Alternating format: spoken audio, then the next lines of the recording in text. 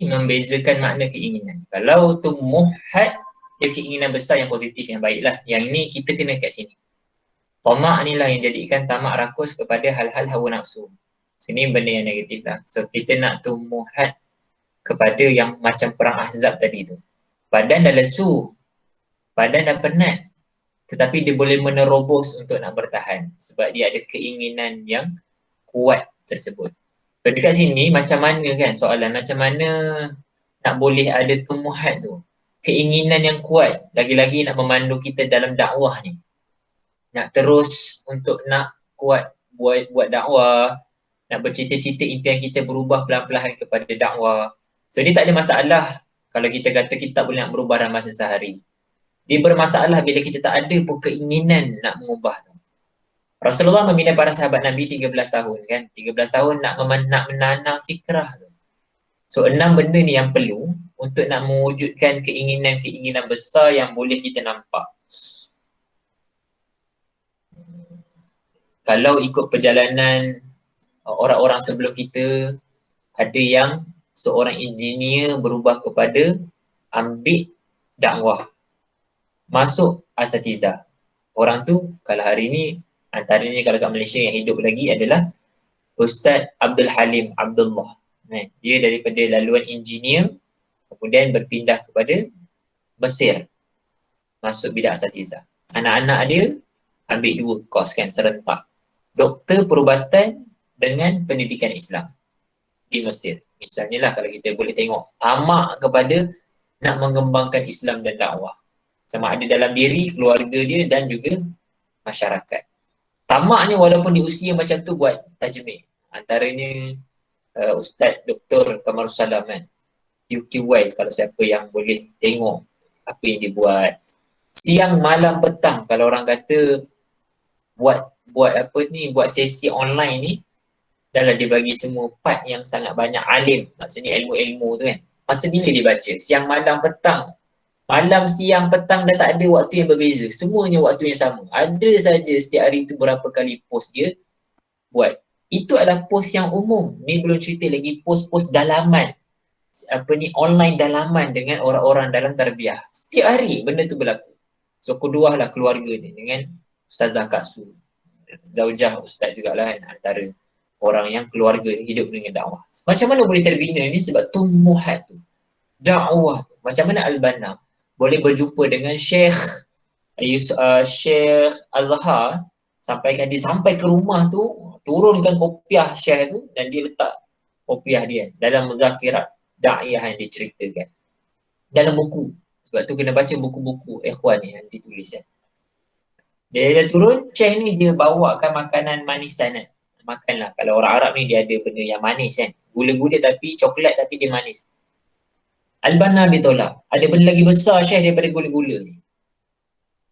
Iaitu macam mana nak selesaikan masalah umat hari ni. So tumuhat dia menolak dia nak makan KFC ke, nak makan apa ni hijau, tak tahu lupa. So benda-benda dunia ni dia berjaya menolak sebab ada benda yang besar.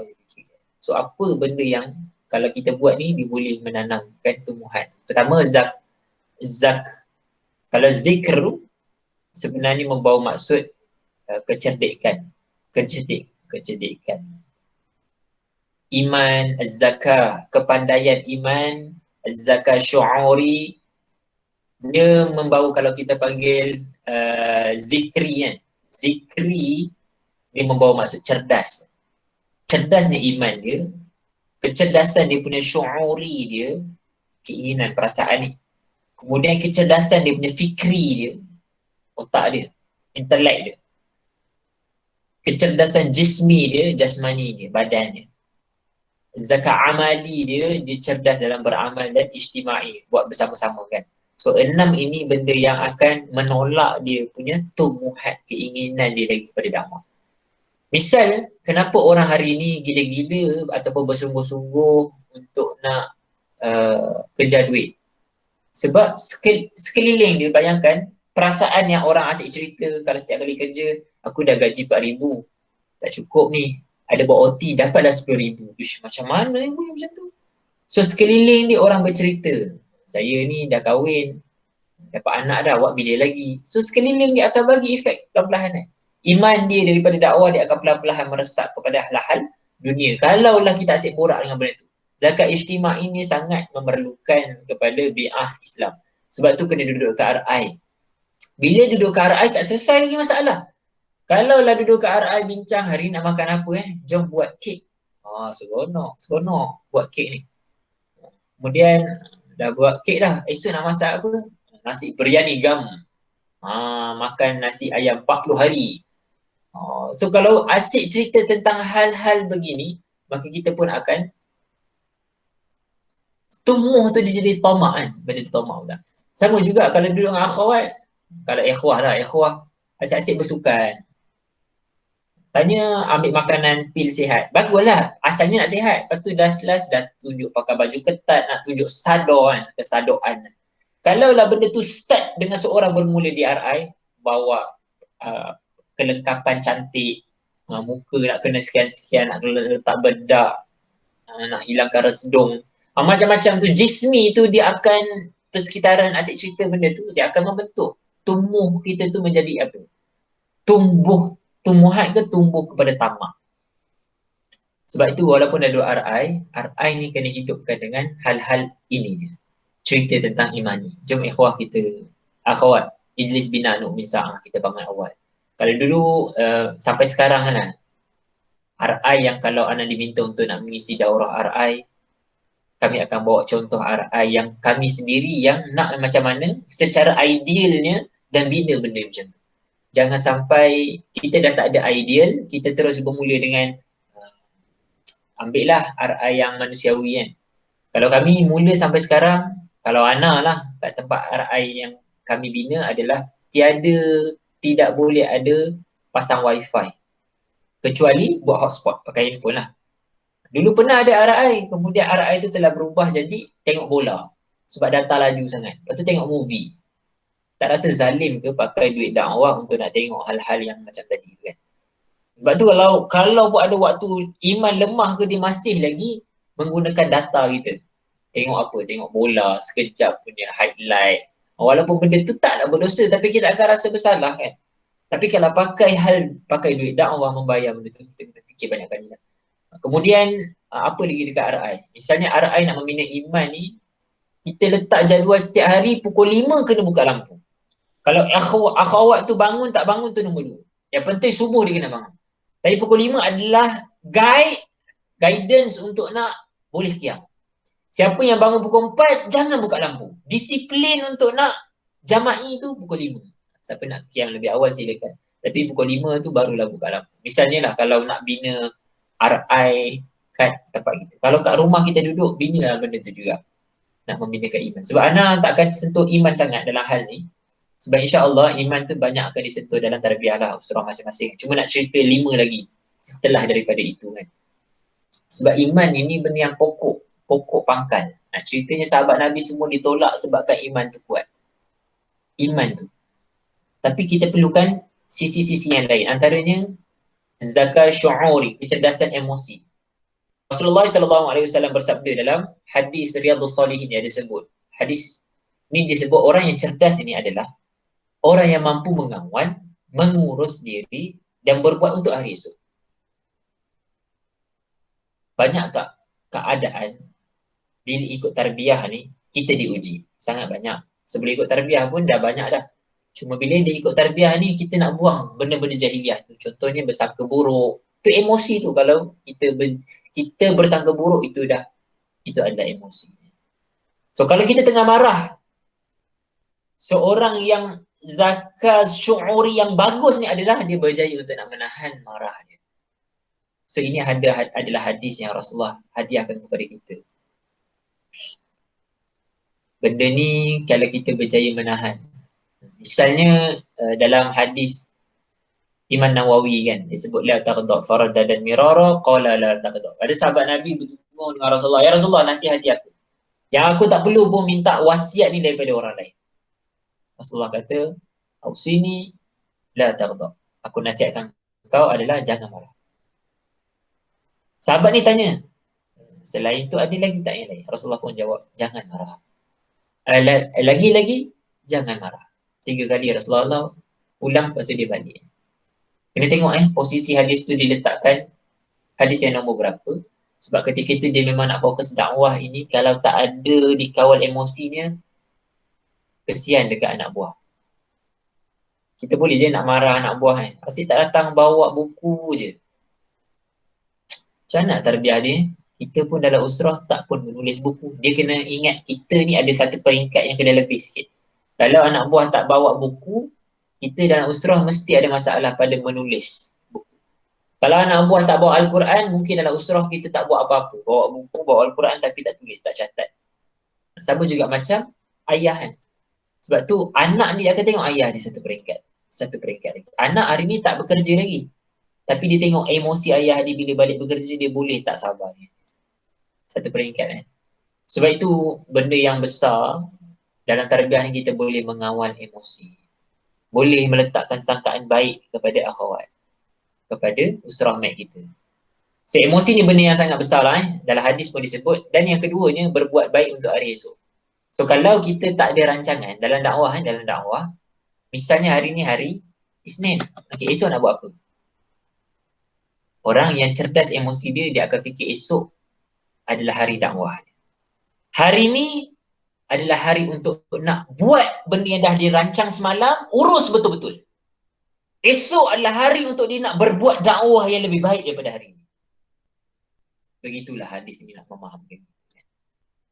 Satu, zakat syu'uri.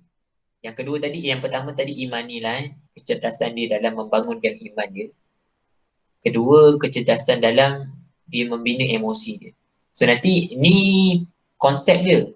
Kat ujung nanti saya akan share kan, macam mana tips nak membina emosi. Nak membina emosi. Zakat fikri, kecerdasan intelektual. Dia memang berkait lah, kita tak boleh lari berkait dengan iman kan. Keimanan ni bersemayam dalam setiap diri kita. Dalam hadis At-Tabari, apabila cahaya Islam telah masuk ke dalam hati, maka hati akan menjadi terang dan lapang. Para sahabat Nabi bertanya, apa tanda-tandanya? Baginda menjawab, kembali kepada negeri yang abadi, jauh dari tipu daya, dan persiapkan kematian sebelum datangnya kematian. Kalau kita buat dakwah, macam mana pun keadaan tertekan, kita akan dapat ilham. Kita akan dapat kecerdikan intelektual. Contoh, saya bawa kisah Huzaifah Al-Yaman dalam perang Khandaq. Huzaifah ni bukanlah berasal daripada Yaman, maksud Al-Yaman belakang tu. Huzaifah ni nama ayah dia adalah Yaman. Al-Yaman. Hebatnya kisah Huzaifah ni, kalau saya boleh bawa satu peristiwa keadaan yang mungkin ada sebahagian kita ada keadaan begini. Ketika ini mungkin ataupun sebelumnya. Pernah tak kita hadapi keadaan yang stres? Maksudnya stres ni banyak yang nak kena buat. Binaan lagi, tarbiyah diri lagi, nak follow up lagi dengan keadaan kerja ataupun belajar yang ke pesisiran pantai, belum lagi ke laut, masih lagi pesisiran lah.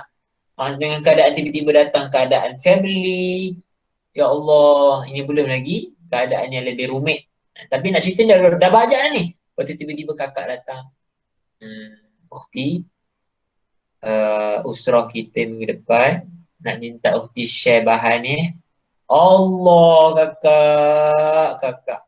Solehah kakak Nak ceritanya keadaan yang macam ni, macam mana Tiba-tiba dapat lagi akhwat ada offer, ukhti jannah, wahai ukhti syurga, nak tak jadi muwajjih untuk minggu depan? Ya Allah, baru dapat projek usrah, kemudian ada mengisi lagi daurah. So banyakkan benda ni kan. Saya bawa lah contoh kisah Huzaifah. Huzaifah Al-Yaman, ketika perang Khandaq, Islam ni diserang daripada dalam dengan luar. Ada 2 orang sahabat Nabi yang dihantar untuk nak selidik orang Yahudi, Sa'ad. Dua-dua tu adalah nama Sa'ad. Sa'ad bin Ka'ab, Sa'ad bin Mu'az. 2 orang. Tapi ada seorang yang Rasulullah hantar pergi selidik dekat tengah-tengah orang kafir Quraisy. Rasulullah kata kepada Huzaifah, wahai Huzaifah, aku nak hantar engkau Pergi ke tengah-tengah Quraisy untuk nak dapatkan maklumat. Bila dapat, jangan buat apa-apa, balik ceritakan ke aku. Okay, Huzaifah. Waktu awal-awal dia dapat berita yang Rasulullah kata, dia tak kata tolak. Rasulullah, orang lain ada. Ataupun, Rasulullah, saya ni baru je ikut Islam ni. Tu Abu Bakar tu lebih lama ni. Mungkin dia lebih mahir dalam hal-hal nak mentajemik ni. Tapi Huzaifah tidak ada macam tu. Bila dapat offer dakwah, baik. Tapi dalam kisah 65 sahabat Nabi tu, Huzaifah ni, yang ditulis oleh buku Abdul Rahman tu kan. Harapnya Antun pun baca. Tadi kita cerita tentang kisah-kisah ikhwah-akhwat yang menulis. Kisah-kisah sahabat Nabi kena habiskan. Kisah tabi'in, kisah 65 sahabat Nabi tu kena habiskan. 10 orang dijamin syurga, kena ingat nama-nama orang. Huzaifah ni ketika itu dia rasa gemuruh. Kemudian Rasulullah pun doa kat dia, ya Allah lindungilah Huzaifah daripada depan, kiri kanan, belakang, atas bawah. Huzaifah bila dapat doa tu, dia jadi semangat. Kemudian dia pergi kat tengah-tengah tempat musuh ni. Bayangkan dalam keadaan dia dihantar seorang diri. Kemudian dia sebelum tu dalam keadaan rasa takut-takut. Kemudian dia masuk kat kawasan musuh. Kemudian dia kena dapatkan maklumat. Kalau balik tak dapat maklumat, bahaya. Buat apa kan? Dah duduk RI tapi tak buat dakwah. Macam tu lah. Kena duduk RI untuk nak buat dakwah lah. Dah keluar pergi kawasan kafir Quraisy, kena buat sesuatu lah. So bila dia pergi kat tengah-tengah Ahzab ni, kat tengah-tengah kafir Quraisy, tiba-tiba Abu Sufyan pun dia kata, aku merasakan dalam kalangan kita ni ada sepai ni. Boleh tak pastikan kiri dan kanan kamu ni selamat? Okay, saya nak pergi kepada fokus zakat fikri. Akhawati fillah. Dalam keadaan antum tertekan kan, tapi antum terus memilih untuk ditekan dengan dakwah, bukan ditekan dengan busy kehidupan. Sudah-sudahlah busy kehidupan. Lama dah kita hidup dengan dibusykan kehidupan. Kehidupan adalah benda yang kita tak boleh lari. Tapi kita kena cari untuk nak busy dengan dakwah dengan tarbiyah. Huzaifah ni keadaan tertekan, stressful ni. Abu Sufyan cakap macam tu, lagi ada fully stress lah kan. Apa jadi kat dia? Tiba-tiba Allah bagi ilham kan kat dia. Sebab tu orang yang terus busykan diri dengan dakwah, Allah akan bagi ilham dekat dia. Allah akan bagi kecerdikan yang cerdas dekat dia. Tiba-tiba dia tanya orang sebelah dulu. Siapa nama kamu? Sekian. Kamu pula siapa? Tanya dengan orang sebelah tu siapa nama? Sebelah sana tu. Tanya betul-betul. So akhirnya orang lupa untuk nak tanya dekat Huzaifah. Sebab tu bila stres, datang usrah. Bila stres, buat dakwah. Kalau kita lari kan, nak stres lah kakak, nak makan coklat lah dulu. Tak hilang pun. Stres lah kakak, nak pergi tengok alam ikan. Tak selesai kan. Stres lah. Tidur lah. Bangun. Stres balik. Tak ada. Sama. Ambil. Jadi manusia. Jadi manusia. Rasulullah SAW bersama dengan para sahabat Nabi. Mereka ni bila stres, dia taklah stres. Bila buat dakwah, benda yang Rasulullah jaga adalah iman. Terus menurut para sahabat Nabi jaga mutabah. Kedua, sahabat Nabi ni kalau nak pergi buat apa-apa ke, yang pertama adalah mesti jumpa dengan manusia. Bila jumpa dengan manusia ni, jumpa dengan mad'u ni, kita akan rasa tenang, betul tak? Hilang lupa masalah. Kita ada masalah. Masalah takkan hilang, tapi dia berjaya absorb. Sebab tu orang dakwah ni, stres tu kita nak ajar sampai dia boleh absorb stres tu dengan senyuman. Sehingga dia boleh datang ilham. So inilah zakat fikri. So tumuhat dalam dakwah ni, siapa lebih buat dakwah, Allah akan bagi ilham kat dia. Percayalah. So jangan rasa anak buat dakwah ni, anak akan terkutang kanting, terkapai-kapai. Tak. Antum akan dibantu, insyaAllah nasrullah. Siapa dekat sini akhwat yang bila buat dakwah jadi gila, beritahu sikit. Dapat gelaran gila tu ada. Dahsyat yang akhwat ni. Saya ni taklah tahu sangat tentang akhwat, melainkan setelah kahwin dengan zaujah kan. Rupanya zaujah tu akhwat. Memanglah zaujah akhwat. Kisah-kisah akhwat tu barulah diceritakan waktu tu. Ada akhwat yang baru balik Mukhayyam, Kemalangan yang ramai-ramai, Kemalangan yang ramai-ramai, Kemalangan kereta atas lebuh raya. Tapi semua hidup. Ada akhwat yang nak pergi usrah, terlelap 3 saat. Dia panggil apa? Sleep mile. Mile sleep. Sleep. Itulah. Terlelap pun jatuh dalam gaung. Tapi hidup lagi orang tu. Banyak kisah yang ngeri lah dalam dakwah ni. Tapi hiduplah. Kisah-kisah ni adalah kisah-kisah yang kita rindu untuk nak dengar balik kan. Sampai hari ni pun. Kalau Antuna pun saya percaya ada kisah-kisah yang ekstrim. Tapi biasa kita dengar hari ni orang ekstrim pada hal-hal dunia kan. Kejar 1 millionaire, 1 juta, tak tidur malam, siang malam fikir nak dapat 1 juta, bangun daripada pukul 3 pagi. Sepatutnya itulah dakwah. Kita busy dengan dakwah. Akhirnya Allah akan bagi ilham. Orang akan busy dengan dunia, Allah akan bagi ilham kat dunia lah. Kalau Antuna busy dengan dakwah, fikir dakwah, Allah akan bagi ilham untuk dakwah. So jangan takut. Kepada orang yang takut untuk nak berkata-kata kan. Untuk nak bercakap. Saya membina binaan kalau dekat satu universiti dulu kat tengah-tengah KL, University of Murabi ke apa tak. Kat situlah. Hilang semua anak buah saya. Itu di tarbiyah waktu tu degree 4 tahun. Ni kalau boleh ceritalah perjalanan.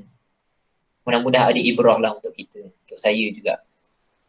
Bila membina dekat situ, saya perasan satu benda. Semua tu hilang. Tapi mereka ni semua hari ni akan kontak dengan saya balik. Semua. Bila kahwin, minta tips nak bagi nasihat sikit, Ustaz. Ada yang tiba-tiba ikut balik tarbiyah tanpa kita sangka, tak tahu. Ada yang bila saya post something, infak ke apa, dia akan infak yang sangat banyak lah, Masya Allah. Tapi nak ceritanya, mereka ni sekurang-kurangnya tak jadi pun murabi ke apa, tapi dia orang jadi Islam tu walaupun sedikit. Sebab tu jangan takut nanti anak ajar ajaran sesat. Akhwat, siapa kat sini pernah ajar matematik, tengah-tengah ajar tu tiba-tiba tak dapat jawapan. Tak rasa macam mengajar ajaran sesat. Sesat tu tak dapat jawapan. Tapi itu hal dunia. Ini hal akhirat. Kita bina dia, memang kita tak dapat pun nak jadikan dia masuk syurga kan, terus. Tapi kita berjaya untuk nak mengubah pelan-pelan dia. Tadi istilah salah. Dia dapat berubah walaupun sedikit dengan kefahaman Islam yang pernah kita bagi. Alhamdulillah pahala. Sebab Allah melihat pada dakwah ni adalah usaha. Mengajar sains, mengajar matematik, mengajar tu. Itu kan berani pula kan. Kita yakin mengajar benda tu. Tapi bila kita memandu manusia mengajar tentang dakwah kan, kita sedang menyelamatkan akhirat dan dunia. Benda lebih mulia lah insyaAllah. So jangan rasa kecil hati. Kalau tak pandai, anak ni dilahirkan tak pandai bercakap. Kita dilahirkan jadi manusia. Kalau tak pandai bercakap jadi besi. Jadi cicak kan. Tapi tak. Memang Allah tahu kita ni terbaik di posisi ni kan. Yang keduanya, kalau tengok berdasarkan hadis At-Tabari ni adalah kita kenapa kena selalu fikirkan hal negeri yang abadi dengan kematian. Itulah selalu kita impikan syurga kan. Syurga dan kita ni akan mati. Apa persiapan kita ketika ini? So bila kita fikir, oh aku ni tak banyak lagi bekalan. So intelek tu automatik aku kena buat dakwah hari ni juga. So buatlah dakwah hari ni. Setiap hari manusia lahir di atas muka bumi di Malaysia satu hari 1,367 orang. Ramai kan? Itu sehari. Nak ceritanya setiap 1 saat, 1 orang lahir. Kalau kita ada 1 minit, 60 orang lahir. 58 orang lah sebenarnya. Tapi nak ceritanya ramai orang yang lahir tapi dah ini tak buat kerja bersungguh-sungguh. Okay, berikutnya zakat jismi. Kecerdasan fizikal. Mukmin yang kuat lebih dicintai oleh Allah daripada mukmin yang lemah. Walaupun dua-dua tu baik kan. Ini cerita tentang mukmin. So akhwat, jaga kesihatan. Jaga pemakanan. Sama juga pesanan anak kepada ikhwahan. Bagi sihat, bukan nak diet, bukan nak fit. Yang penting sihat tu, kesihatan. Orang yang sihat dan kuat ni dia berpeluang untuk nak menunaikan tugas dan kewajipan dengan baik. Bahkan dapat melaksanakan secara optimum untuk mencapai afdaliyatul amal. Afdal, kita nak amal yang paling afdal. So kalau rasa macam sakit, anak tak boleh lah, ngantuk selalu, pergilah check. Pergi check. Mungkin ada masalah something yang kita tak nampak secara zahir. Kita perlukan kepada rawatan dan perubatan. Pergi check. Antuna memang buat dakwah tapi ada perasaan kadang-kadang ngantuk, kadang-kadang yang memang perlu untuk nak pergi cek. Jangan bagi duduk rumah. Pergi keluar sekarang, jumpa doktor. Dah jumpa doktor, baru balik. Dulu masa kami awal-awal dulu, samalah macam dakwah kan. Kami di awal-awal zaman tajmid, saya ingat lagi waktu kami dibesarkan. Saya dibesarkan dengan jangan balik rumah sehingga dapat anak buah punya nombor telefon. Ya Allah, fikir itu. Dapat anak buah punya nombor telefon. Dapat jumpa orang pun dah beruntung. Dah dapat nombor telefon ni, privacy ni. Tapi sebab tak boleh balik rumah, macam mana? So kena fikir. Fikir. So benda bila ditekan, kita akan dapat ilham. Kecerdasan tadi itulah kan, dalam keadaan tertekan tu. Kemudian dalam jismi ni, ada ikhwah yang dia susah untuk nak bangun pagi tu sebab dia berdengkur di malam hari. Sebab dia tak pergi cek badan dia besar. Dia bukan masalah badan besar, pergi cek. Kalau doktor memang kata kena buat something operation, bukan sebab faktor badan, pasal operate. Tapi kalau doktor suruh untuk nak kena kuruskan badan, kenalah kurus. Supaya bangun pagi dalam keadaan dapat kiam, efisien. So benda tu. So yang penting buat dakwah, sama-sama sekarang yang sedang buat dakwah. Tapi kita nak orang yang sihat tu. Orang yang sihat. Satu benda yang kita kena selalu jaga adalah juga pemakanan kan. Pemakanan, makan. Sebab mungkin sehari ni sihat, akan datang kita tak tahu. Kena batu karang, kena kanser, na'udzubillah min zalik. Dia bermula dengan pemakanan yang kita ambil sekarang. Sebab itu berjumpa dengan anak buah, automatik kita akan makan. Macam kami, jumpa mesti makan. Mesti minum. Bila dah tahu sehari tu akan jumpa 3 kali, dekat rumah ni siap-siap tak payah makan. Sebab setiap kali makan tu nak kena bawa makanan. Baik terus makan bersama-sama kan. Ataupun kalau tak ada duit, bawalah air kosong. Untuk nak teman dia, saya minum air, saya sihat dengan air kosong. Dalam jiwa ni nangis. Tak ada makanan sebenarnya. Guna duit untuk nak tajmid. Tapi tentang duit ni, jismi ni lah, duit fizikal ni, mintalah kat murabiah masing-masing. Dakwah ni kaya kan, insyaAllah. Cuma kita perlukan ni lah, akhawat, kena sihat. Sihat tu berbadan ni dapat buat banyak benda lah. Banyak benda. Okey, zakat amali. Okay, ni benda ni banyak sangat tulis lah saya tulis kat sini. Minta maaf sebab nak bagi boleh baca sama-sama. Pertama, zakat amali ni adalah zakat, dia adalah kecerdasan beramal. Yang pertama, tanda orang tu cerdas dalam dia punya amalan dia tu adalah dia cepat dalam respon. Ni mesej pagi, reply-nya malam. Mesej malam, reply-nya 2 hari lepas. 2 hari akan datang. Tak boleh macam tu. Kena cepat respon. Tarbiyah mengajar kita untuk nak tumbuhan. Kalau kita ni tak ada tumbuhan, kalau reply lambat, maksudnya impian, cita-cita dia pendek sebenarnya. Lepas tu, kita dakwah ni, kalau anak, kita sendiri, anda percaya setiap murabi mesti dah ada dah. Tahu anak buah dia siapa yang cepat respon, siapa yang lambat. Kita tak nak sampai macam tu tau. Sebab tu kita nak sampai binaan kita dan binaan kita boleh orang yang cepat merespon. Sebab dakwah ni perlukan cepat.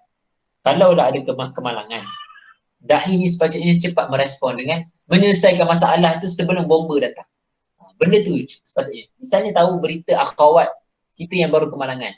Sepatutnya benda yang first kali datang adalah grab car akhawat. Kami datang jemput, tunggu sekejap kat sana, jangan panggil siapa-siapa, towing ke tuwing ke, jangan.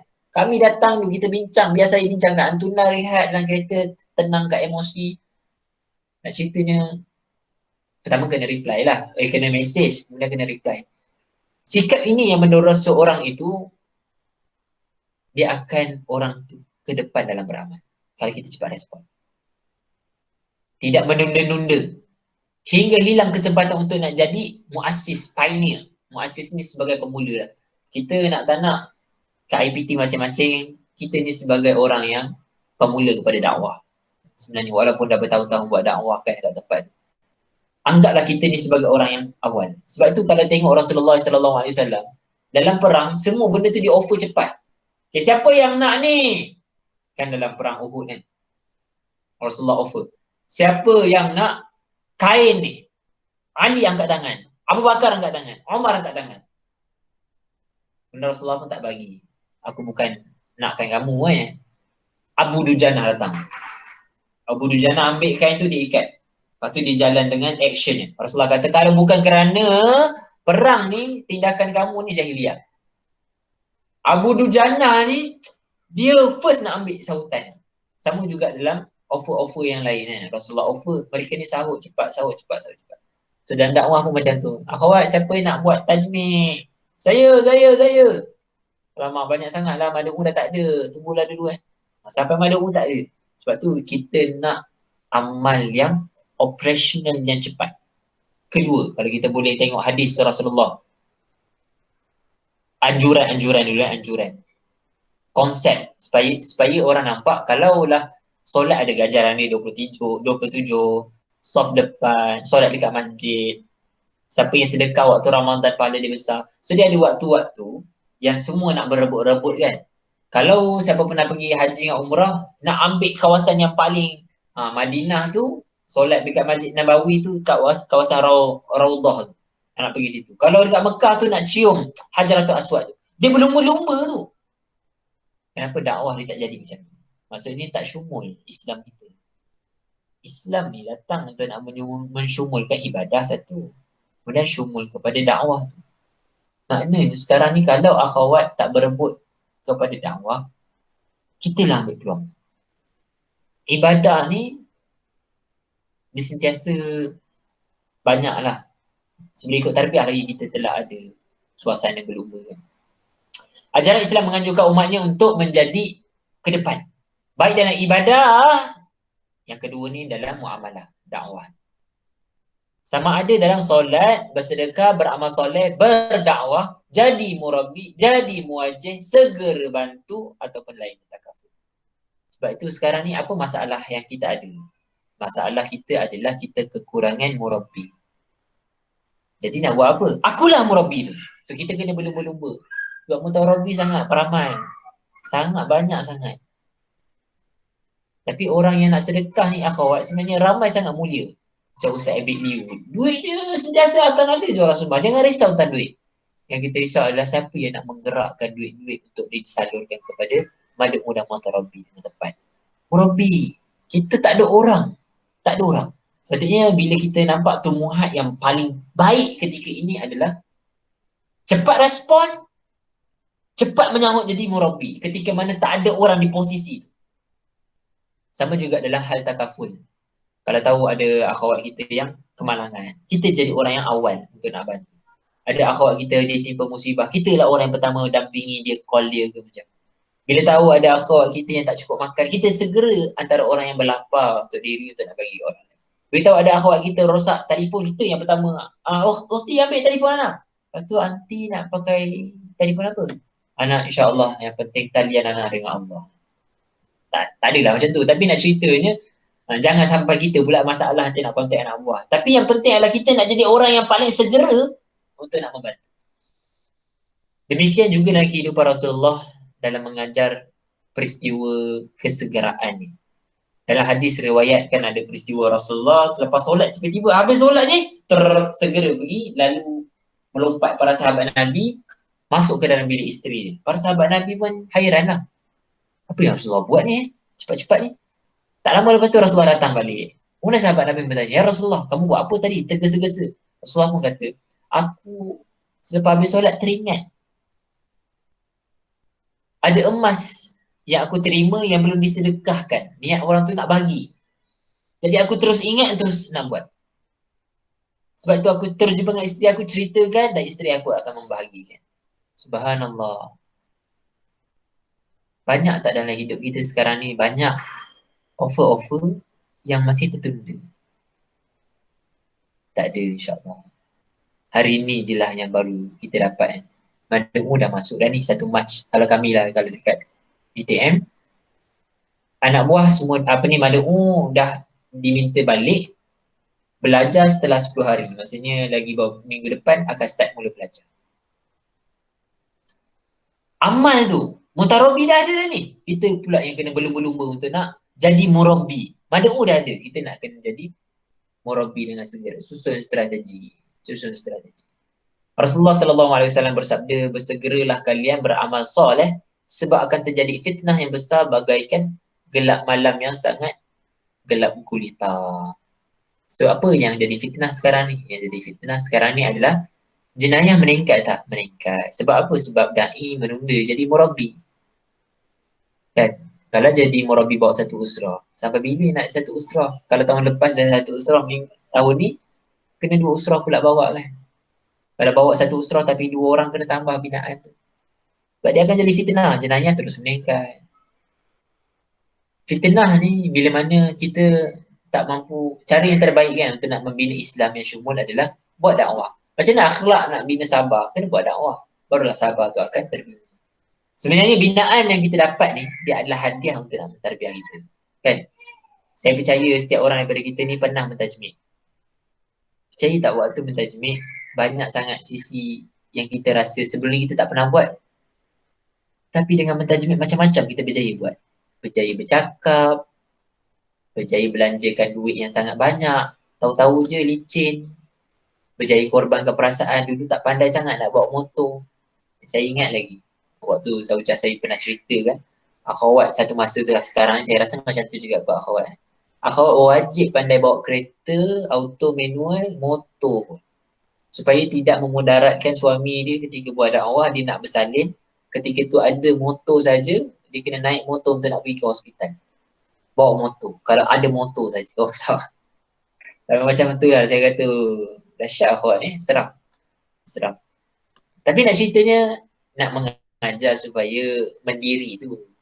Sekarang nak naik Grab pun dah ada. Call je lah ambulans apa nak naik motor kan. Tapi nak ceritanya, benda tu tak menghalang kalau orang tu dia ada jiwa yang besar lah, yang kuat. So hari ni sangat banyaklah fitnah terhadap diri kita yang belum Islam. Fitnah terhadap umat ni yang belum syumul sebab tak nampak Ustaziatul Alam. Disebabkan tak ada lagi negara Islam. Disebabkan tak ada lagi masyarakat Islam yang faham. Disebabkan tak ada lagi individu dan Baitul Muslim yang menunjukkan kedua Islam. Hatta RI yang ada pun tak betul-betul Islam lagi keseluruhan. Terutama pada akhlak yang dalam RI. Bila kita tengok semuanya berbalik kepada diri kita lah. So sekarang ni bagilah daurah apa-apa. Kalau Antuna nak usrah dengan Zainab Al-Ghazali ke, tapi kalau diri tak nak berubah, tak jadi apa. Usrah dengan Sumayyah ke, kalau ikhwah, usrah dengan Al-Syahid, Imam Hasan Al-Banna, Syed Qutub, Yusuf Qardawi, kalau diri pun tak nak, tak jadi apa. Sebab tu kita lah yang sekarang yang sedang menolak kan, untuk nak aman. Zakat ijtima'i. Ini kena sosial lah. Saya rasa kita dah sampai yang akhir-akhir lah, insyaAllah. Kehidupan manusia ni, kita ni tak dapat lari daripada kita kena ada orang lain. Saya ingat waktu keluarga saya kena COVID. Keluarga saya kena COVID. Akhirnya manusia yang kuat tu akhirnya kena COVID juga. COVID adalah satu penyakit yang Allah bagi dekat manusia. Dan saya antara insan yang terpilih lah kena. Apa yang berlaku waktu tu, kalau saya boleh cerita kepada tajuk ni, ijtima' ini, ketika itulah saya sangat boleh nampaklah reflect. Waktu orang kena COVID, kalau Antuna pernah kena ataupun bakal kejiranan kena, kasihanilah mereka. Okay, apa yang nak kena buat? Kalau orang first kena COVID, akhwat-akhwat kita pertama tak nak susahkan orang lain. Mana? Kita ni kan dilahirkan untuk tak nak menyusahkan orang. Tetapi akhwat-akhwat dilahirkan memang untuk nak menyusahkan diri ni kepada orang lain. Kita kena susahkan diri ni untuk offer kepada akhwat kita. Ukhti nak bantu apa? Ukhti, ana nak masuk jannah. Ukhti tolong ana. Waktu kami kena tu, dia jadi bela sekejap. Berapa minit saya dapat result, anda COVID. Takziah. Oh. Orang COVID ni macam saya hilang deria rasa. Pada masa yang sama, isteri saya tinggal lagi 3 ke 4 hari nak bersalin. Dekat rumah saya ni ada 3 orang anak yang sangat cerdas. Cerdas ni maksudnya aktif lah. Umur 3, 5, 6 tahun. Seronok. Zaman yang memang nak kena buat kerja. Saya tak boleh bergaul lah dengan dia orang. Nak buat macam mana? Isteri tak boleh nak turun naik tangga. Nak masak. Apa yang boleh buat adalah ketika tu, awal-awal tu masak jugalah. Bila masak, anak mengadu. Ayah masin lah sebab dia rasa memang tak ada. Sebab tu kalau ada COVID ni orang yang kena, bantulah dia. Okay, bantuan yang terbaik adalah sama ada belikan makanan yang dah siap untuk anak dia boleh makan dengan siapa yang kena tu, dia memang tak larat sebab ada waktu dia tak larat untuk nak masak. Kalau antu nak bagi stok pun 100 hari pun, kalau dia tak boleh nak masak dan dia hilang dia rasa, macam mana nak buat? Sebab tu yang terbaik adalah pertama, buat grab food untuk dia, hantarkan makanan. Yang kedua ataupun masak. Ketika ni lah saya memang rasa sangat berterima kasih pada Allah lah. Sebab apa? Sebab ada orang yang datang, akhwat, ikhwah, datang letakkan makanan kat depan rumah. Datang, bagi makanan, siang malam. Sehari ada 3 kali kan. Ada yang bagi redundant. Ada orang ni nak bagi juga, orang ni nak bagi juga. Masya Allah. Time tu lah saya rasa macam, betul lah kita boleh seorang. Tak boleh seorang. Nak dipendekkan cerita, saya positif, saya kena hantar ke hospital. Hospital Permai. Ke hospital gila. Walaupun hospital gila tu. Tapi sebenarnya di luar hospital ramai orang yang gila. Tak tahu tujuan hidup. Mabuk. So ceritanya, bila saya masuk hospital Permai, isteri saya disahkan positif. Masya Allah. Tapi perempuan ni bila positif nak bersalin, dia kena pergi hospital Kelang. Kelang pula. Keluang dalam Johor lagi lah. Tapi kontra 2 jam perjalanan. Dua-dua kena pergi hospital, siapa nak tengok anak? Oh, time tu rasa lagilah. Memang akhirnya kita tak boleh hidup seorang-seorang. Tak boleh hidup seorang-seorang. Pengorbanan akhwat, saya berterima kasih kepada Allah. Ada 2 orang ni ambil anak saya, pindahkan ke rumah akhwat yang berkeluarga ni. Keluarga akhwat ni, dia pindah duduk dengan kat tempat lain, dia bagi rumah dia untuk nak dikuarantinkan anak saya dan dia orang buat sanitize satu rumah. Rumah ni jadi kosong. Sepatutnya. Jadi macam, ya Allah, akhirnya memang time tu lah saya sangat nampak amal jama'i, ijtima'i. Kita tak boleh lari daripada bersosial dengan orang satu. Tak boleh lari daripada kita perlukan bantuan manusia yang lain. Dakwah ini kita jalan seorang-seorang tak ke mana. Rasulullah bersama para sahabat Nabi lah akhirnya ada di negara Madinah. Ada khalifah. Akhwat, kalau antuna tak duduk RI, antuna takkan tersempurnanya akhlak nak dibentuk. Sebab tu siapa yang sekarang ni sedang online lagi yang tak datang RI, usahalah duduk RI. Antuna sebenarnya akan dibantu mentarbiah diri kan. Mentarbiah diri. Adapun kalau pun dah duduk dengan akhwat, rasa tak nak susahkan orang lain, belajarlah untuk nak meminta bantuan juga. Supaya kita hidup ni sebenarnya untuk nak saling melengkapi. Rasulullah SAW ada sebut dekat hadis yang last. Hadis riwayat Muslim. Mukmin yang bergaul dengan banyak orang lebih baik daripada mukmin yang duduk seorang-seorang. Kenapa? Dalam hadis Riyadhus Shalihin dia ada sebut mukmin, orang yang bergaul dengan orang lebih baik daripada orang yang beramal ibadah selama 10 ke 100 tahun. Sebab amal ibadah tak teruji pun dengan sabar. Macam mana sabar? Solat sabar. Tak teruji pun sabar. Sabar akan berjaya dibina bila kita buat dakwah.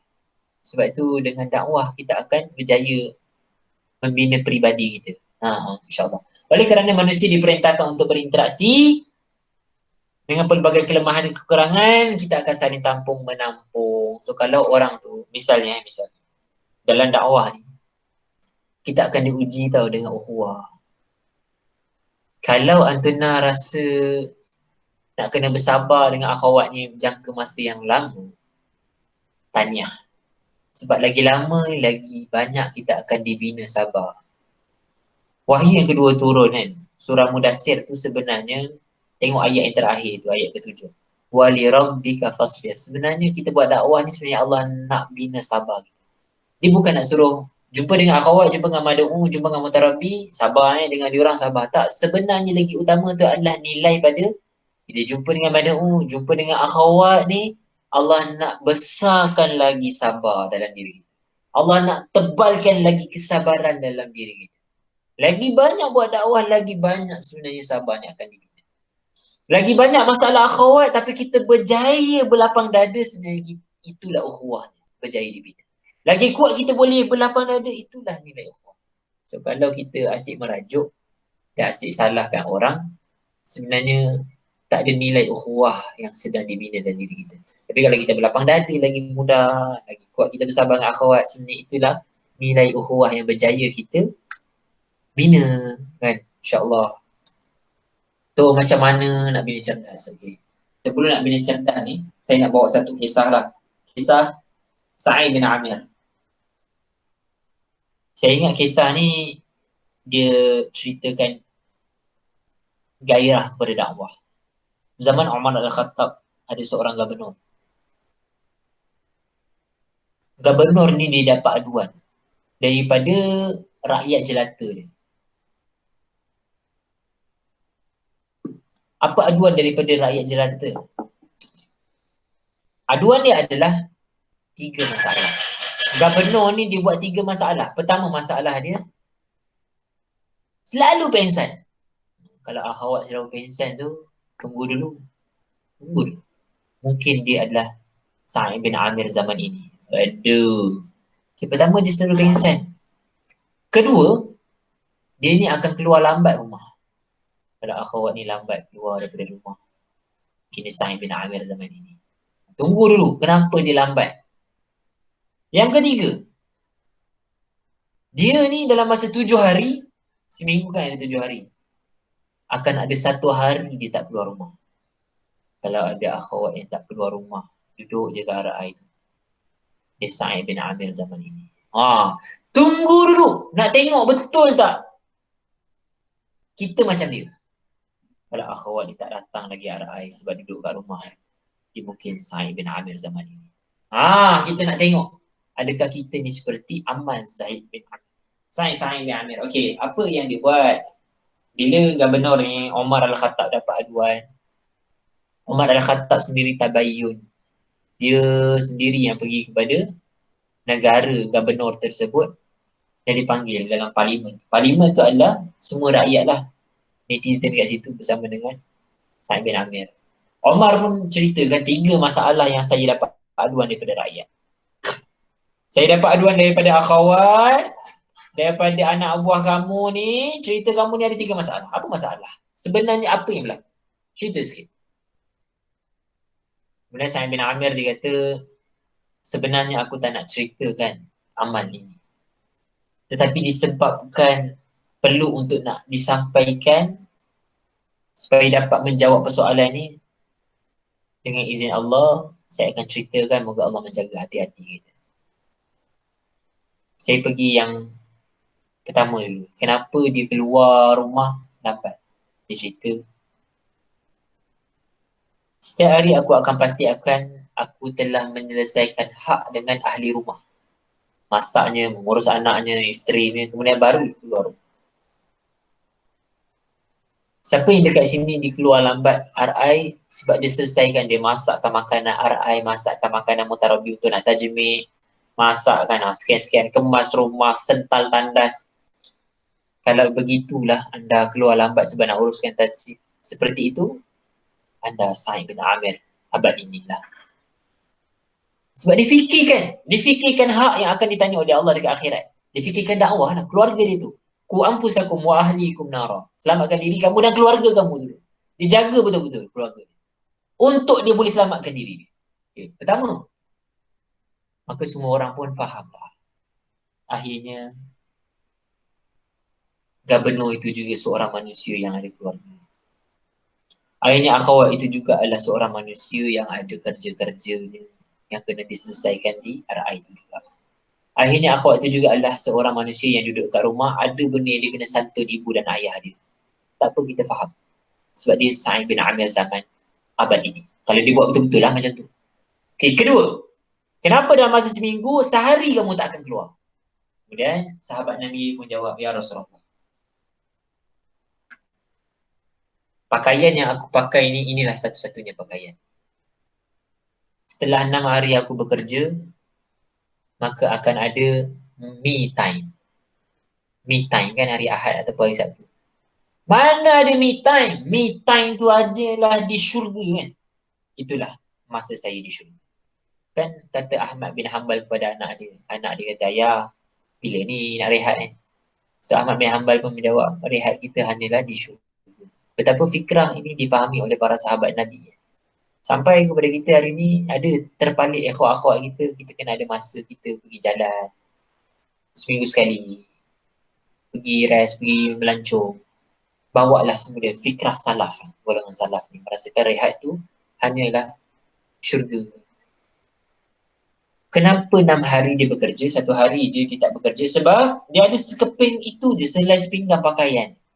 Jadi, aku hanya ada 1 hari yang aku terpaksa basuh, aku jemur, aku tunggu dia kering dan aku pakaikan semula yang merupakan esoknya baru kering.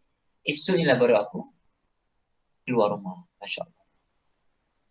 Akhwat-akhwat, kita ni dah berapa banyak sangat laptop kita ada. Dah laptop ada, handphone ada, komputer ada, dakwah tak buat-buat juga. Dakwah tajwid. Dulu kata bila ada alat banyak ni lagi banyak kan gunakan. Video pun tak siap. Minta type pun tak siap-siap. Nak dengar audio pun tak siap-siap. Macam mana ni? Makin banyak alat ni makin banyak didakwa. Kan kisah Rasulullah sallallahu alaihi wasallam pernah satu masa jalan dekat padang pasir kan. Bila jalan-jalan, sahabat Nabi ni dan Rasulullah mendengar bunyi nangis. Rasulullah pun pusing belakang, tengok sahabat ni tak menangis, tak ada apa. Kita nampak seketul batu.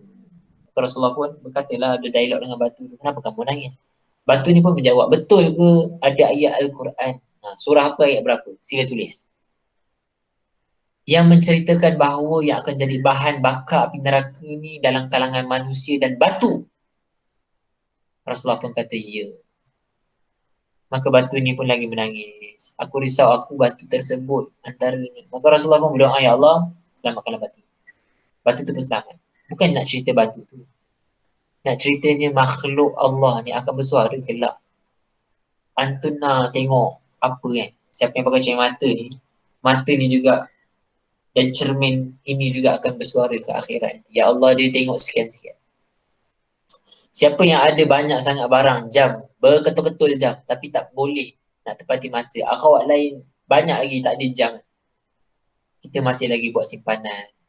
Saya ingat dulu, saya ni adalah penyimpan mohor-mohor jam. Tapi selepas dah faham syahadatul haq dakwah, saya tak ada jam. Jam tu bagi dekat akhwat-akhwat. Bagi dekat siapa, saya tak ingat lah zaman tu kan. Ambil, pasangkan bateri, bagi. Lepas tu ada yang tak ada bateri. Kalau nak hidup balik jam ni, pakailah bateri. Sebab risau, barang tu akan didakwa. Lagi banyak alat yang kita ada, lagi banyak didakwa. Satu kisah yang lain, kalau pernah dengar nasyid Sebatang Tamar. Nasyid tu, tangisan itu dari sebatang tamar tu kan. Kan hadis tu dia cerita tentang Rasulullah tengah bagi khutbah, kemudian menangis. Rasulullah tengok sahabat Nabi tak ada pun menangis. Rupanya batang tamar tu menangis. Sebab batang tamar baru Rasulullah telah gunakan sebagai alat untuk nak letak tangan dia ataupun sandar. So, pokok tamar yang lama ni pun, dia pun kata, daripada aku tak digunakan, baik lupuskan. Kemudian, nak ceritanya makhluk ni akan bersuara sekeliling kita. So, alat yang kita ada ni dah banyak dah kan. Itulah yang dijawab oleh Sa'id bin Amir tu. Dia ada silai sepinggang dia, pakaian dia, dan dia nak guna betul-betul kepada dakwah ni, itu je lah silai tu. So lagi banyak alat kita ada, lagi banyak kita kena ready untuk nak dijawab di akhirat. Untuk kegunaan apa? Untuk kegunaan apa? Itu yang kedua. Yang ketiga, orang bertanya, wahai Ibn Amir, kenapa kamu ni selalu pingsan? Lemah ke? Tak sihat ke? Tidur tak cukup ke? Kalau kita asyik-asyik ngantuk. Jawapan Ibn Amir ni dia kata, ya Rasulullah, sebelum aku masuk Islam, ketika itu aku masih lagi Quraisy. Rasulullah pula, dia bertanya kepada Umar Al-Khattab, wahai Umar, sebelum aku masuk Islam, ketika aku di Mekah menjadi Quraisy lagi ketika itu, ada orang Islam yang ditangkap. Kemudian dibunuh. Apa yang berlaku ketika nak dibunuh ni, dia pun berkata di hadapan semua orang, dan aku adalah orang yang paling depan di hadapan orang nak dibunuh ini. Ketika itu orang tersebut pun berkata, aku, ketika itu nak dipancung ni, dia kata apa? Aku akan pastikan kelak, aku akan jumpa kalian yang berada ketika ini di hadapan ni. So Sa'id bin Amir ni, dia menyaksikan peristiwa itu. Dahlah orang Islam ketika itu depan mata dia. Kemudian depan-depan dia bercakap dengan dia. Kemudian ketika itu mati pula kena sembelih. Dan dia pun sangat takut dengan peristiwa. Setiap kali dia dah masuk Islam dah ni. Dah masuk Islam. Sedangkan ketika itu dia kafir Quraisy. Dia Islam dah. Tapi dia selalu lagi pengsan. Sebab dia teringat apabila aku akan didakwa dekat akhirat nanti disebabkan peristiwa itu aku tak boleh nak bantu ataupun selamat ataupun berkata apa-apa. Di hadapan kita ni hari makin hari ramai orang mati ya. Orang yang dulu depan mata kita akhirnya dulu taklah buat jahiliah sangat. Sekarang ni dah couple, dah sampai ada yang berzina. Dulu tak merokok, lepas tu yang merokok tak rasa berdosa. Saya ingat tahun 2019, waktu tu saya bekerja sebagai imam lah. Sekarang ni dah berhenti dah kerja kat situ. Saya bekerja sebagai imam, ada satu masa tu ada seorang mu'allaf masuk Islam, dia datang jumpa saya nakkan tanda tangan dia daripada imam. Saya ingat kisah ni dan saya dilema sampai sekarang. Kadang-kadang mengganggu hidup saya. Mengganggu yang baik lah. Dia mu'allaf India. Saya tanya, pakcik sakit apa? Dia kata, saya selama ni tak sakit. Yang boleh saya urus sendiri. Tapi sekarang saya terpaksa minta bantuan sebab saya dah tak boleh nak urus sendiri. Saya duduk sekian-sekian tempat, dia ceritalah. Tetapi imam, saya dah masuk Islam bukan baru. Dah 8 tahun.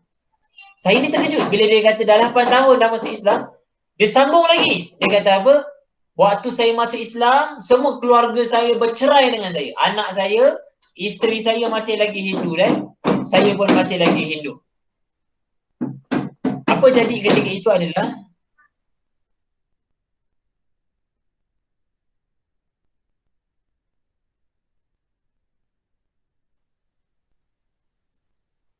kemudian apa yang jadi ketika itu, dia kata 8 tahun dah masuk Islam, lepas tu disambung.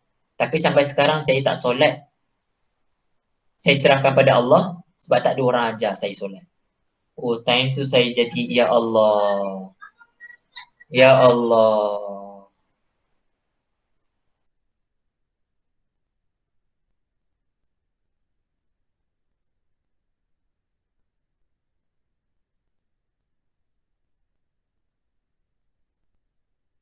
Oh, sorry, tak dengar. Okay, hello. Assalamualaikum. Okay, kemudian waktu tu saya jadi macam, saya tekad saya akan nak bantu dia lah, insyaAllah. Tahun 2019. Allah takdirkan tahun 2020, COVID melanda kan. Tapi saya nak ziarah dia, sebab saya imam, saya bebas lagi lah untuk nak pergi hantar bantuan. Tak jumpa-jumpa. Ramadan saya memang target waktu nanti saya nak buka puasa, saya nak bagi dia juadah. Tak bagi juga. Kemudian raya saya terfikir saya nak bagi dia duit lebih sikit lah untuk dia, untuk perubatannya. Tak bagi juga. Nak dipendekkan cerita, akhir tahun-tahun lepas. Pagi-pagi subuh ada orang mesej. Sekian-sekian tempat ada orang meninggal. Sebab dia duduk seorang-seorang. Saya dah risau dah. Sebab tempat disebut tu saya tahu siapa, cuma nama je. Subuh tu selepas saya habis bagi salam, ada orang datang, imam. Ada orang meninggal. Saya tanya siapa nama. Dia sebut nama tu. Saya rasa, ya Allah. Zalimnya saya. Saya ni telah membunuh orang sebenarnya. Membunuh akhirat dia. Waktu dia mati tu, berlaku perebutan antara keluarga dia. Keluarga dia kata dia ni Hindu. Saya ni antara orang yang tahu kisah dia ni. Saya tahu di Islam dekat negeri mana dia cerita waktu tu. Dan dia datang jumpa saya nak minta cop tanda tangan untuk dapat bantuan daripada Jabatan Islam. Bukan nak dapat bantuan untuk ajar dia solat. Saya rasa, ya Allah, matilah saya dekat akhirat. Saya minta izin untuk nak uruskan jenazah dia. Akhirnya dia dapat dikebumikan dengan cara Islam. Saya uruskan mandikan dia. Saya tanam dia. Saya talqinkan dia. Solatkan dia. Dan saya pastilah benda tu tak selesai kat situ. saya akan didakwa dekat akhirat. Sebab itu benda dah mati. Benda dah mati, macam mana saya nak bantu akhirat dia? Itu dilema yang saya rasa sampai sekarang lah. Nak ceritanya tumbuhan yang berlaku dekat Sa'id bin Amir, dia asyik pingsan. Saya taklah sampai level pingsan. Level yang tiba-tiba teringat menitis air mata. Sampai itu je saya tak mampu. Ya Allah. Sebab tu akhirat, akhwat, jangan sampai ada mad'u mutarabi kita yang mati. Dia akan jadi lagi bersalah dan dosa. Sebab tu apa yang perlu kita buat sekarang ni, keinginan kita tu dah ada dah. Tinggal nak approach je. Tolonglah bantu akhirat kita. Itu ijtimai ni buat sama-sama. Buat sama-sama, insyaAllah. Saya rasa kita semua dah adalah perasaan tu kan sekarang ni. Cuma mungkinlah nak tambah lagi, nak kuatkan lagi, nak tebalkan lagi. Inilah mungkin tips-tips dia kan. Cara nak dapatkan kecerdasan tu az-zakah. Zakiyun. Zaki, orang-orang cerdik ni. Pertama, kena latihan. Tak pernah jadi murabi, jadi murabi. Siapa kat sini tak nak kahwin? Kalau tak nak kahwin tu maksudnya memang hidup dengan dakwah lah. Nak kahwin. Kenapa nak kahwin? Nak kahwin sebab nak ada lelaki, nak ada anak. Oh, maksudnya nak ada anak lah. Berani pula kita ada anak untuk nak mendidik kan. Tapi ada anak usrah tak nak belajar mendidik. Sebab itu benda yang boleh buat sekarang ni, tak perlu pun kahwin, adalah ada anak. Adakan anak. Tajmid, tarbiyah anak buah. Usrahkan anak buah. Itulah tempat yang paling baik untuk nak melatih kita. So, nak membina keinginan. Sama macam orang belajar kan. Macam mana nak dapat forfeit? Macam mana nak mabuk belajar? Dia datang kelas awal, jumpa dengan lecturer, borak dengan kawan-kawan hal belajar, buat study group, search internet lagi, dapatkan nota. Dia lama-lama lagi banyak buat latihan. Sama macam admat dan matematik. Buat latihan, tak faham, buat lagi, minta lagi latihan. Nak lagi banyak buat. Kita akan lagi menguasai. Sama juga macam tumbuhan dakwah ni. Tak ada formula akhwat, melainkan dengan amal. Islam kita tak akan faham kalau tak beramal Islam. Solat kita tak akan faham solat tu macam mana kalau tak solat. Dakwah kita tak akan faham kalau kita tak berdakwah. Macam mana nak khusyuk dalam dakwah? Dia tak sama macam khusyuk dalam solat. Kalau kita nak khusyuk solat, kita akan struggle solat tu. Kalau nak seronok, gairah, khusyuk dengan dakwah, buat dakwah. Sebab tu bila ada program-program dakwah, macam sahabat Nabi ada perang, dia orang tak miss perang. Siapa sahabat Nabi miss perang ni, siapa sahabat Nabi dia join perang ni, perang akan datang, tak nak lah, takut. Tak ada kecuali orang munafik. Sahabat Nabi bila dapat datang dia perang Badar, bila balik sahabat Nabi, kenapa tak cerita dekat aku? Kalau aku tahu ada perang, aku nak cerita. Dia orang gairah. Bila perang Uhud tu dia orang kalah, sepatutnya perang Ahzab tu ataupun perang Tabuk, habislah kita memang akan kalah. Dah ada pengalaman kalah. Tapi tak. Dia orang ada pengalaman tu, dia orang, aku nak next perang. Bila Rasulullah perang, Fatul Mekah nak join juga. Lagi banyak latihan, lagi gairah buat dakwah. Sebab itu orang yang ada dilema selepas buat dakwah, dia jadi macam takut. Kena check balik. Dia buat sebab apa? Orang yang mabuk dengan dakwah ni adalah orang yang gairah dengan dakwah. Nak lagi. Sebab tu buat je latihan ni. Siapa yang tak pandai cakap, tips dia adalah kena cakap. Siapa yang tak pandai nak jumpa orang macam mana ukti nak jumpa dengan orang ni, nak cakap apa tips dia adalah jumpa orang. Tak ada cara, memang kena buat itu. Okay, itu pertama tau, latihan yang banyak. Lagi banyak latihan, lagi banyak kita dapat formula. Dulu nak bina dalam masa setahun, lagi banyak buat kita dapat bina dalam masa 8 bulan. Lagi cepat buat kita dapat bina 6 bulan, 3 bulan. Banyakkan latihan. Yang kedua, macam mana cara nak cerdas? Belajar dari orang lain. Sebab itu kena buat sama-sama, ada waktu. Tengok akhwat ni buat tajmid macam ni, dengar daripada perkongsian amal di tempat ni, baca tulisan-tulisan ulama' ataupun orang-orang sebelum kita. Belajar daripada orang lain ni, kita akan dapat kecerdasan. dengar kisah. Sebab tu sirah dan sejarah dicatat, dia akan membantu. Oh, dahsyatnya sahabat Nabi dulu kan. Saya tak akan rasa nak menangis tu ataupun rasa macam zalim, berdosa tu kalau tak ada kisah Sa'id bin Amir ni. Boleh jadi saya akan jadi macam takut kan. Tapi bila ada, rupanya ada kisah sahabat kan. Sampai tahap macam ni. Ya Allah, aku pun macam dia lah. Aku nak jadi macam dia. Belajar daripada orang lain. Yang ketiga, cuba sesuatu yang baru. Buatlah benda yang baru. Kalau tak ada arah air, buatlah ada arah air. Kalau kita tak pernah infak untuk nak ada bagi satu aset yang besar, cuba bagi. Kita akan rasa appreciate sangat. Cuba tanya RI ataupun akhawat. Apa yang tak ada yang dekat sini? Kita ni sebenarnya yang tak ada adalah kita tak ada murabiah. Aduh kakak, dia ke situ pula. Okeylah, saya jadi murabiah lah kakak hari ni juga. Saya ingat lagi waktu saya awal-awal nak bawa usrah kan. Ya Allah, murabi saya ni halus je. Waktu kat Kelantan dulu, satu masa tu mungkin dia tengok dia geram dengan saya. Setahun lebih saya duduk dengan dia. Last kali dia bawa makan kat kedai makan, makan cendol, sedap kan dunia kan. Betul dia kata. Macam ni, ayat dia tu saya rasa dia boleh cakap macam tu dengan saya dan saya tak rasa terasa hati. Sebab satu, dia memang hubungan rapat dah dengan Mutarabi dengan saya. Kedua, dia ikhlas lah. Ketiga, dia dah tunjuk semua benda yang dia buat. Cuma saya tak nampak kot waktu tu. Dia kata macam ni dengan saya. Sampai bila hantar nak macam ni? Bila hantar nak bawa usrah ni? Sampai bila hantar nak seorang-seorang usrah seorang ni? Waktu tu saya usrah seorang-seorang. Oh, time tu saya memang tunduk, rasa bersalah. Saya tak rasa geram dan tak rasa nak lari, tak ada. Mungkin sebab dia dah tunjuk macam-macam. Saya balik, saya kumpulkan kawan kelas buat main futsal, dia mengisi. Itulah antara benda. Pengalaman baru. Saya kumpulkan kawan-kawan direct. Saya ingat lagi pergi depan kelas.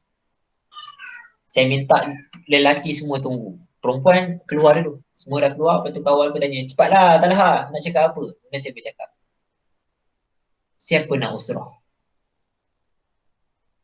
Luar biasa pertanyaan. Saya pun tak tahu siapa yang menolak saya untuk nak cakap macam tu. Siapa nak usrah? 3 wording yang lama nak cakap. Bertahun-tahun. Akhirnya dalam masa 1 saat tak sampai. Siapa nak usrah? Pengalaman baru. Semua lepas tu senyap dan keluar. Saya ada 13 orang lelaki je waktu tu dalam kelas. Daripada 13 orang, 8 orang ikut usrah waktu tu. Nak ceritanya ada yang waktu tu lepas keluar tu tanya, usrah hantar buat dekat mana? Pukul berapa? Hari apa? Cerita apa? Ada yang tengah down sebulan ke 2 bulan lepas tu dia ada masalah clash dengan awek dia macam mana dia PM, tak lah aku nak usrah lah sekarang.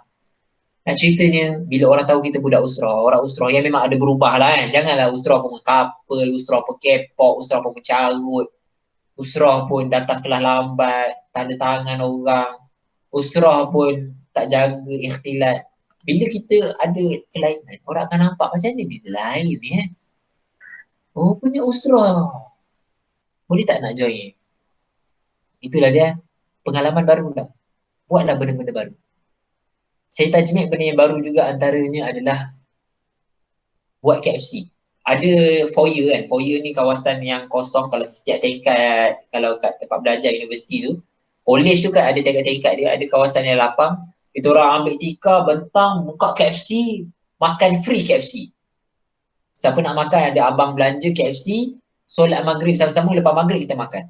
So selepas maghrib tu saya pusing belakang, trigger siapa nak join hujung minggu ni naik ke Bukit Broga free. Ada kertas A4 dekat dinding tu, sila tulis nama dengan nombor telefon je dengan nombor bilik. Kemudian saya bagi sekejap je, 3 minit macam tu je. Lepas tu makan KFC. Pengalaman baru. Dapat ramai sangat orang waktu tu. Datang KFC tu 60 orang, naik Bukit Broga 30 orang. Selepas Bukit Broga tu datang ke ISK dalam 20 ke 15 orang. Dia ikut usrah semua sekali daripada ISK tu. Itulah pengalaman. Kena try. Lagi banyak kita try, kita tak konvensional kan. Asyik ikut je kakak-kakak sebelum ni. Dia kurang cerdas lah. Nak dapatkan kecerdasan ni buat benda pelik. Buat benda pelik.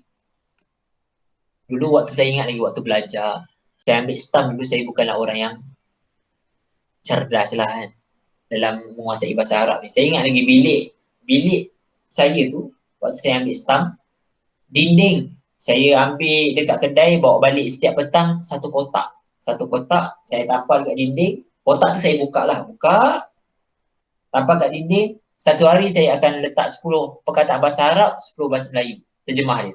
Bahasa Arab, bahasa Melayu. Bahasa Arab, bahasa Melayu. Dinding ni saya selotip dengan kotak. Kemudian saya letak wording.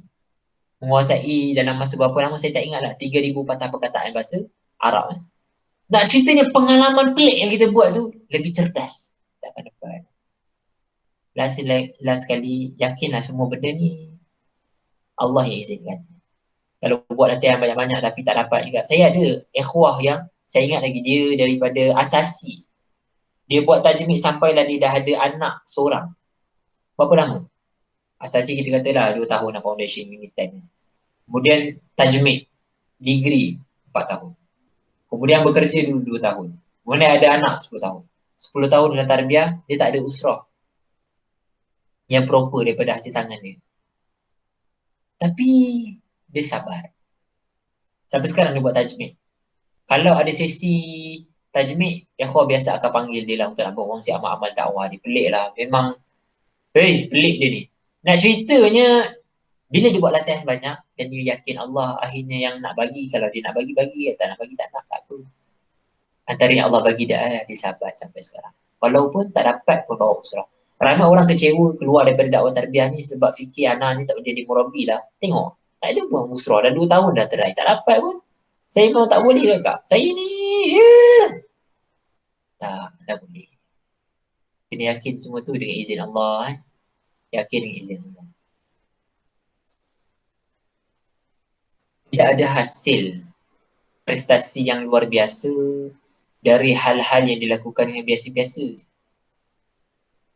Kalau kita nakkan UA ni kan, Ustaziatul Ala, universiti kita ni berubah dengan dakwahnya Islam naik. Kita kena buat hal-hal yang luar biasa. Kena buat benda-benda yang pelik lah. So dah buat sesuatu. Kita orang kami, macam di kat UTM ni, Universiti Takwin Murabi ni, doa lah, antum nak letak apa-apa nama silakan lah kat tempat masing-masing. Yang penting amal tu, nama tu tak ada apa. Nama tu sebagai doa. Macam nama saya, Talha nak doa sebagai jadi Talha Baidillah. Antum pun ada nama sebagai doa. Kita dah terai kan setahun dengan cara e-tajmid. Maksudnya kita orang pun tajmid macam-macam tempat, kawasan. Akhirnya fokuskan daripada nak Johor saja dapat jumpa dengan orang Johor. Start daripada baru ni, boleh isytihar rentas daerah tu kan 5 hari bulan. Setiap hari kita orang keluar pergi kawasan-kawasan Johor ni. Sekarang ni nak mula apply keluar negeri pula buat surat. Boleh benda tu, tak ada masalah. So bila dah mula berdarat macam ni, kita orang dah mula fokus. Saya plan dengan anak buah, kita masuk kat college. Kat college ni, kita akan dapat orang-orang daripada college tu. So akhirnya baru ni ada jimat baru ni saya buat sesi, buat kerjasama dengan college. Free je, offer diri. PM je setiap admin. Facebook apa tu? Facebook college buat dengan jawatan kuasa surau dia pun cakap je nak buat surah ilmu free. Baca je lah. Saya adalah pelajar sekian-sekian UTM. Kalau UTM lah kan, pelajar PhD ke apa. Baca ilmu je supaya orang nampak live ilmu kita. Satu masa nanti orang akan kenal lah. Ni abang ilmu ni, abang ilmu. Tak kisahlah kan. Tapi orang dah mula kenal. Kemudian tiba-tiba kita masuk kepada nak bagi top pula tazkirah antara maghrib isyak daripada abang ilmu. Oh ni abang ilmu ni. Dalam komen tu, ni abang ilmu ni. Saya join ni kan. Automatik. Tiba-tiba boleh berdarat, dia akan kenal lah kita. Oh ni lah abang ilmu tu kan. Ni abang kuliah ni kan. So kita masuk ke college pula. Macam mana buatlah benda yang luar biasa tu. Fikirkan cara. Maka kita akan dapat hasil yang biasa. Jangan dulu. Kita mengatakan tak mampulah. Tak boleh. Sebelum kita berusaha menjadikan kita ni, anak akan mampukan diri anak. InsyaAllah. Anak nak jannah ni, maka anak nak buat apa yang Abu Bakar buat, apa yang Umar buat. Anak nak level para sahabat Nabi ni, apa yang diorang buat Diorang rupanya pergi perang Badar. Tak boleh jadi ni anak nak pergi perang Badar je kan. Apa yang menyebabkan diorang ni dapat, antum kan ada kan 10 sahabat jamin syurga tu dengan ahli Badar ni semua ahli syurga. Kita tengok apa yang ahli Badar ni menyebabkan diorang masuk syurga. Kita ni akan mati. Cuma kita nakkan formula tips macam mana nak masuk syurga yang mulia. Jadilah macam ahli ibadah. Okay, ahli ibadah ni apa? Ahli ibadah adalah orang yang mengoffer diri. Sa'ad bin Mu'az. Jadilah orang yang offer diri. Kakak, saya ready nak jadi murabbiyah kepada kakak. Ya, saya bawa usrah kakak. Tak adalah macam tu. Tapi nak ceritanya, kakak saya nak bawa, boleh tak tunjukkan laluan. Perang Badar tu yang tunjukkan laluan, tetap Rasulullah, kita akan perang sini. Macam mana pandangan tu? Kan perang Badar, Rasulullah tunjukkan laluan dulu dan perang. Perang-perang selepas tu yang sahabat Nabi mula bagi idea, Rasulullah kalau buat yang macam ni, pindah kat sini, laluan tu kena ditunjukkan oleh murabbi. Yang jangan kata tak boleh, sebelum kita kata, anak akan bolehkan dulu. Anak akan bolehkan dulu. Cubalah insyaAllah. Di dunia ni, ada orang yang tidak berjaya. Sebenarnya hanya ada orang yang tak berusaha je. Kakak saya dah buat dakwah tak jadi-jadi ke? Kakak saya dah final year dah ni. Kakak saya kerja ni. Tak boleh memang sibuk lah, memang tak boleh. Tak, sebenarnya kita tak usaha pun lagi. Kita awal-awal lagi dah kata tak boleh kan. Cubalah insyaAllah buat dulu. Ini baru hal dunia. Cuba kita tambah soalan tambahan. Berani tak kita kata sibuk? Macam mana kalau kita nak berjaya ke akhirat, kita nak kata, Ya Allah, bila Allah tanya, kenapa apa alasan kamu tak buat? Ya Allah, saya final year, Ya Allah. Final year kan kena buat projek kan. Macam mana nak buat usrah? Ya Allah, saya kan doktor perubatan ni, dia frontliner. Allah kan faham. Tak ada punya. Orang yang paling faham kita adalah Allah. Sebab tu Allah ciptakan kita dalam keadaan, kalau tanya anak, apa pilihan yang ada sekarang? Kita tak ada pilihan. Kita semua kena susah. Sebab tu kita orang ni, kalau kami macam dekat sini, ada anak buah anak yang ustaz-ustaz. Tengah nak susun diorang, akhi, hantar kena duduk dekat JB, tajmid 2 sekolah yang nak ke Mesir. Dan 2 sekolah ni adalah sekolah yang cemerlang dekat Johor ni. Duduk dekat Johor. So dia sekarang tengah bincang lah macam mana nak masuk sekolah tu, sama ada nak jadi cikgu kat sekolah tu, ataupun nak mengajar kat sekolah tu, try cari jadi warden kat sekolah tu, ataupun belajar sambung degree dekat area universiti swasta yang boleh untuk nak dekat masuk kat sekolah tu. Fikirkan cara. Untuk nak dapat asatizah, tak ada cara lain. Saya ingat waktu saya dipindahkan ke Johor kan. Fikirlah nak buat apa, yang penting hantar kena masuk UiTM. Akhwat kat sana dah lambat. Hantar kena masuk UiTM. So time tu pun carilah nak buat apa Jadi imam. Dia pengen jadi imam, ada offer sambung PhD, sambunglah PhD. So saya buat PhD dalam masa 2 tahun setengah. Sebab yang penting adalah nak buat dakwah tu. Bila antum nak hidup dengan dakwah sungguh-sungguh kan, Allah akan bantu dunia akhirat. Dunia lagi. So nak berjaya akhirat nak berjaya akhirat, kita kena jawablah soalan ni nanti dekat akhirat. Macam nak berjaya kita kena buat sesuatu now, sekarang. Sekarang kena buat, jangan bertanggung. Itu adalah kecerdikan yang Allah bagi kat kita, kecerdasan. So Allah ma'alam bisawab, saya tutuplah dengan sebuah hadis riwayat Muslim. La yastata' al-'ilmi birahah al-jasad. Ilmu ni dia tidak akan mampu dapat dengan tubuh yang santai. Nak tak nak kita kena susah. Tak boleh dengan rehat. So kalau nak Islam ni naik dekat universiti, kat tempat kerja masing-masing, dekat Malaysia khususnya, tak boleh rehat badan kita ni. Memang kita kena paksa. Tak ada pilihan. Ketika saat ini apa pilihan yang ada adalah jangan buat pilihan. Kalaulah dakwah ni perlukan antum nak stay dekat college, setelah bincang duduklah dekat college untuk nak buat dakwah. Kalau dekat Medan tu memang, kalau antum nak pindah, seperti buat baru kan. Baik tak payah tajamil antum nak daripada awal lagi. Tapi sebabkan kalau antum nak sayangkan dakwah ni kan, sayang kan. Sayang tak Islam. Susunlah diri untuk nak dakwah boleh disusun. Akak tanya kan, akak, saya ni selepas belajar ni kakak nak susun saya ke mana? Saya nak susun kamu dengan dakwah. Yelah betul lah, dekat mana kakak? Apa yang diperlukan? Stay lah dekat universiti. Stay lah. So waktu kami dulu masih kat UM, kami ada 2 orang. So saya dipindahkan ke UKM. Ikhwah ni, Suramek saya ni dekat UKM. So bila kat UKM dah bina, dah ada pelapis, akhirnya UKM dah boleh tengok, saya dihantar untuk nak tengok negeri pula. Bangunkan satu negeri untuk ikhwah hidup kat sana. So saya dicampak ke Johor untuk nak hidupkan dakwah kat Johor. Ketika ni, akhwat lah waktu tu, tahun 2017. So saya kena fikir untuk nak kembangkan dakwah. So sekarang ni, tengah bincang dengan ikhwah akhwat lah, dengan ikhwah lah, terutama yang murabi kan, Suramek saya. Mungkin saya kena campak ke Mesir, keluar negara untuk nak cari asatizah ni nak bina. Usia kita ni pendek je untuk umat ni. Tapi kalau kita disusun untuk dakwah ni, Allah akan bahagiakan kita dunia akhirat. Saya sangat percayalah dengan benda ni. Seperti kita telah cerita sirah tadi, dengan pengalaman tadi, tak ada benda pun yang rugi kalau kita lepaskan dekat dunia ni. Dia akan dapat balik kat dunia ni, cuma masa je. Dengan kita akan dapat yang pasti, dekat akhirat pasti dapat. Seperti mana saya hadapi mak saya 7 tahun, ini mak saya sangat happy saya buat dakwah. Dan boleh buat usrah kat rumah mak saya sekarang ni lah.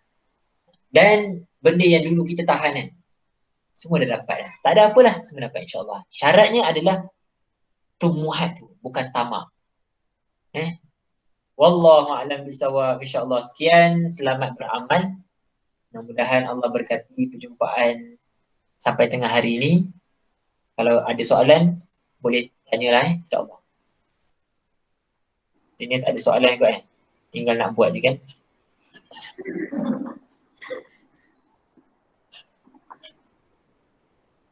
Jazakallah khair Ustaz. Baik, insyaAllah. Kalau ada soalan mungkin boleh tulis kat chat. Kita bagilah masa sekejap, 5 saat, 3 saat. Oh, nak type tu lama sikit.